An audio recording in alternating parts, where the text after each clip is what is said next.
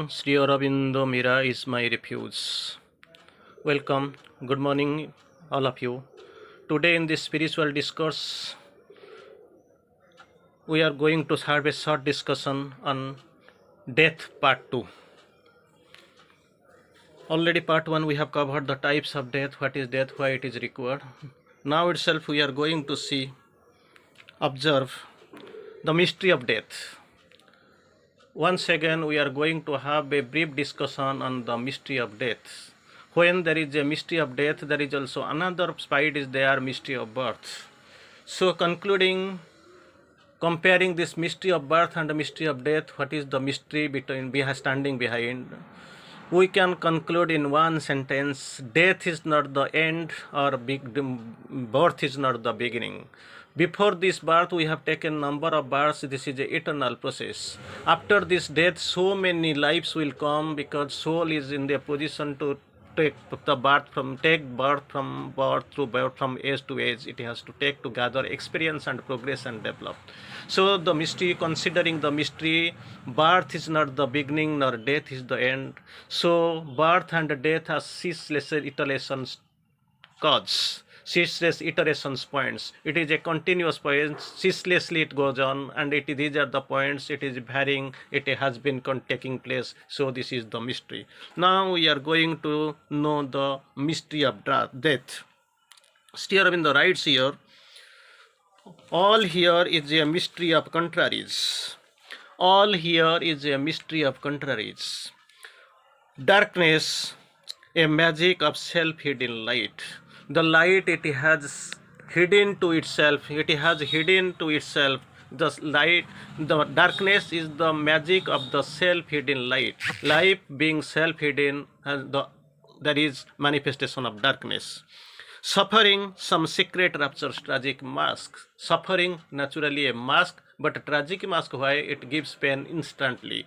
Suffering, some secret rapture. Behind this suffering, some secret rapture is there, that is secret raptures, tragic mask. And death, an immortal instrument of perpetual life. There is a life, there is a perpetual life we live on, we have to live on, we have to lead that perpetual life, and death is the instrument for this perpetual life. Then Sri Aurobindo quotes, where is death? How it comes? We know death is the end of all human roads. So at the beginning, where it is? At the end, the last judgment of man's futile works, we know that is death. Last judgment, finally it judges, his final judgment comes. Initially how it is, and in between what is the position. Sri Aurobindo writes here, although death walks beside us on life's road. On the life's road, two things, life, how it is defined, it is actually a straight line between 2 points. This straight line between 2 points, the points are initially in the first point is birth, the last point is death. And that pointing the very line, straight line connecting the 2 points like birth and death, that is the lifeline. This lifeline we have to cover in between our entire living, this entire living in this life only. Although death walks beside us on the life's road, this life's road, when we are passing through, we are walking, death stands there, walks beside us. Initially, it is a dim bystander at the body's start. When the body starts, when the journey of the body, adventure of the body starts, then it stands as a dim bystander. And at the end, the last judgment on man's futile works. Man's works, it is okay, but futile, why he speaks? Because the work, whatever we have done in this material world, that is for the living, not for life. The objective of life is totally different. Our objective of spiritual life, this life, we also divide into our original ordinary life, religious life, moral life, spiritual life, then comes supramental life. So this ordinary life we are leading ordinary life. These are futile because we don't know, ignorant like men know not why they live. The purpose of living still unknown to them, because they are staying inside the ignorance. To live and love is all for them. They don't know the breadth and height of their immortal living, the divine living for which that is they have come. They don't don't know their the destiny at is outing. They know that destiny is jatasya hi dhruvang mrityu. They have to die because this they have done. So javat jivet sukham jivet runam krutva ghutam jivet. Like this, they want to lead their life in a perpetual, in a blissful manner, but they don't know what is bliss. What they think joy, bliss, rapture, epiphany, and delight, etc. Only that is a cause of the sorrows, sufferings, agony. It's nothing else. Still in the course here, futile work. They are living for, they are leading the life for the living, ignorant, besieged by ignorance, under the compulsion of the perverted human love, nothing else. So they counts nothing. These works count nothing. Their summation brings to a big zero or negative. It is here in the course, it futile works. Then comes our last judgment on man's futile works. This work counts nothing. It is not actually appreciated more or counted in that for that life for which it is destined. Then also, other is the riddle of the ambiguous force. The force that is ambiguous, it is the riddle. Others is the riddle of this ambiguous force. Force full of ambiguities, ambiguous force. Death, then what is really death? Sri Aurobindo writes, death is a stair, we have to go up, that is a stair. Yeah, a door that is actually closed, it is a door, we have to open it. A stumbling stride definitely it's stumbling, it actually it stumbles. The soul must take to cross from age birth to birth, because he has to gather experience. With this experience it has to progress and develop. So the soul must take to cross from birth to birth, a great defeat pregnant with victory. Victory is there, but actually it seems initially the great defeat. Great defeat pregnant with victory. Victory is there, it conceives the death. As we know, the mother when conceives, actually he looks pale and grey, but after this giving birth to the child, that glorious child coming to the fore, to the morning sunrise, he is actually illumining the things. Then this mother's appearance changes, and whatever he has conceived kept within inside her, when he is coming, it is actually enlightening like a sun, becoming a center of learning, a center of consciousness. For that actually this victory like this, as the child or the kid, it is or infant, it is kept inside the mother's womb, and the mother's looks grey. Like this, this defeat is it is actually well conceived. A great defeat pregnant with victory, that is death, but actually whenever it will give back, that immortality will come through this death, and another life divinity will disperse, will fall down. Then a whip to lash us towards deathless state. It will take to the our deathless state. That is the whip, it is carrying us forward. Now itself we can discuss some of the things, some of the points.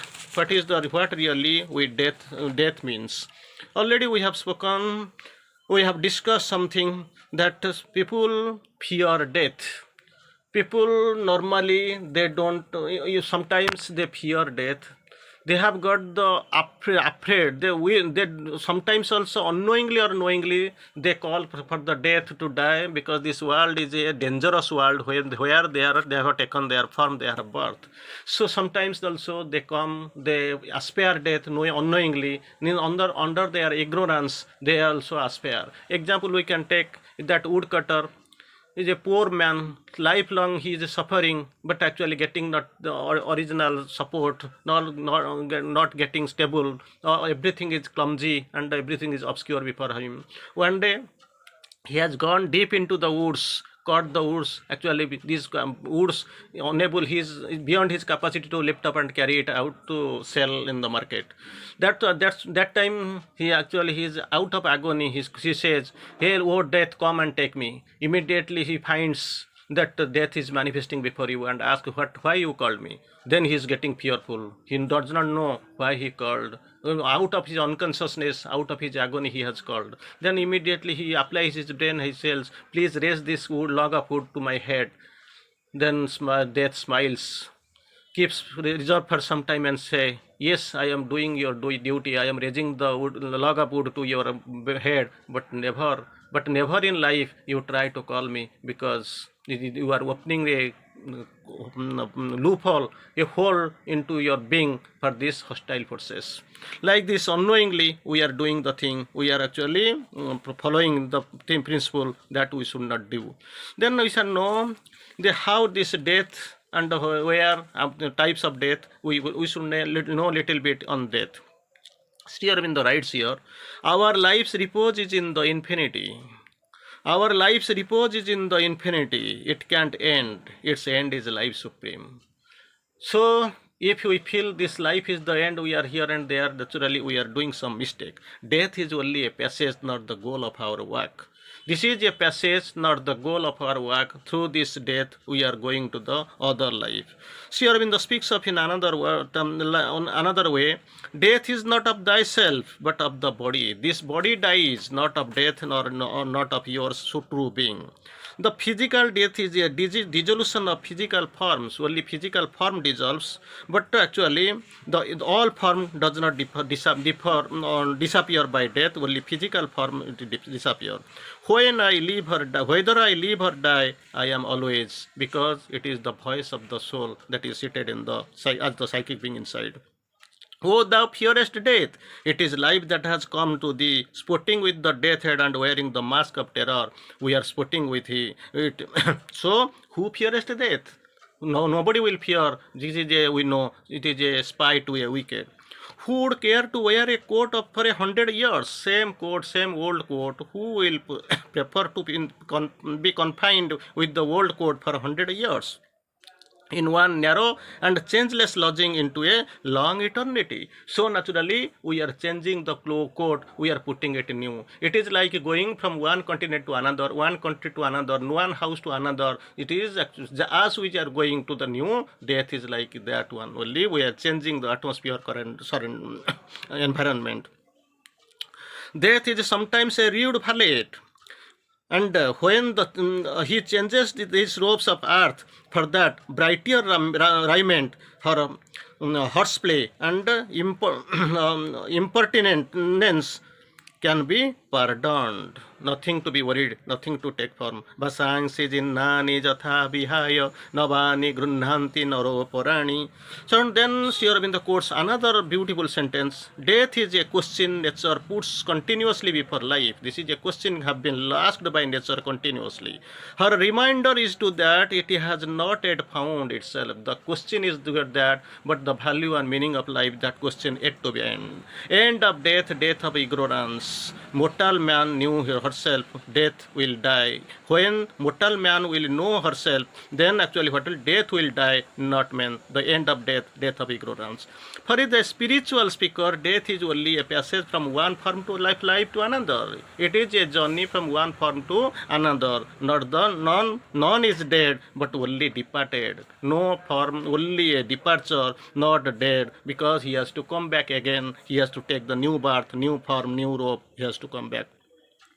All death is an opening on widest immortality. Death brings immortality. On death is an opening on widest immortality. It is by constant death to our old names and forms. We have got old names and various forms. It is by constant death of these old names and forms that we shall live most vitally in greater and newer forms and names. So, this world we have to throw it out, these names and forms, as we throw away our coats, old coats. So, we will have as there itself new dress, new coats, here new forms and new names. Death transformed becomes life, that is immortality. The most rememberable, most intelligent, significant sentence here in the one glorious line writes here. Death transformed becomes life, that is immortality. Here we have to stop. Bande Mataram.